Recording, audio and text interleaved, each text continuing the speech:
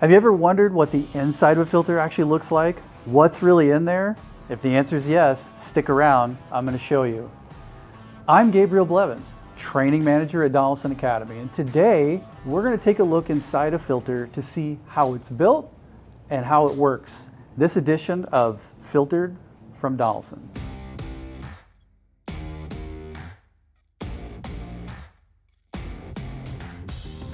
We've all been told it's what's inside that counts. So we're taking that a step further by looking inside a filter and learning how it works. First thing I notice when I pull this filter out of the can is that the filter is sealed to this piece called the baffle plate. This seal separates the clean side from the dirty side of the filter. Most filters have what's called a standard flow path. Dirty fluid enters these small holes in the baffle plate. The fluid then goes around the end cap through the filter media where it gets cleaned and then exits this large hole in the center. When we look at the baffle plate on the other side, we're now looking at the external side where we have an external seal. This seal prevents fluid from escaping and getting to the outside. Quality filters like this one are going to have really good seals on the inside and outside to prevent leakage. Here's another engine oil lube filter that has a bypass valve built into it. Think of this as a safety measure. If the filter were to get completely plugged, it would starve the engine of the lubricating oil that it needs. In that situation, we still need the fluid to flow.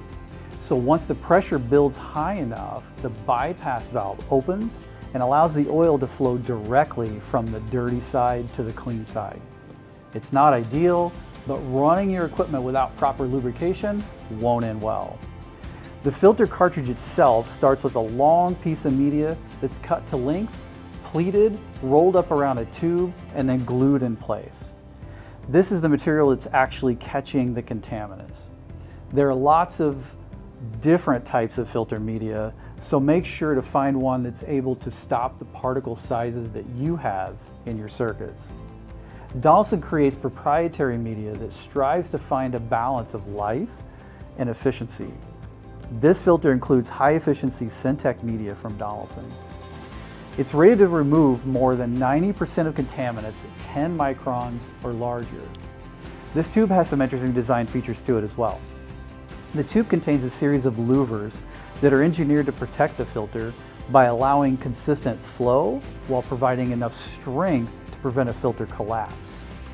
Next, I want to show you the spring at the bottom of the can.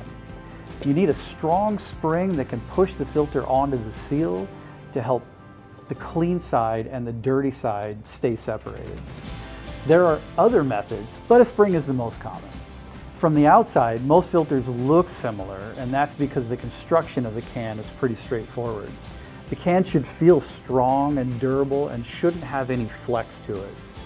When you see a baffle plate with threads that extend outwards like this, versus going down into the baffle plate, the advantage is for strength. These threads improve the integrity of the baffle plate and are much less prone to failure. Donaldson also does rigorous stress testing.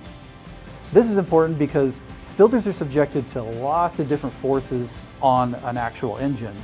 Dented and damaged cans can compromise the filter's seal and performance, which can lead to downtime. I hope this provides a good explanation of what happens inside a lube filter. So when it's time to change your filter, you will know that it's what's inside that counts. Thanks for watching this episode of Filtered, where we explore filter-related topics and best practices. Ready to learn more? Follow the links below or sign up to become a Donaldson Insider.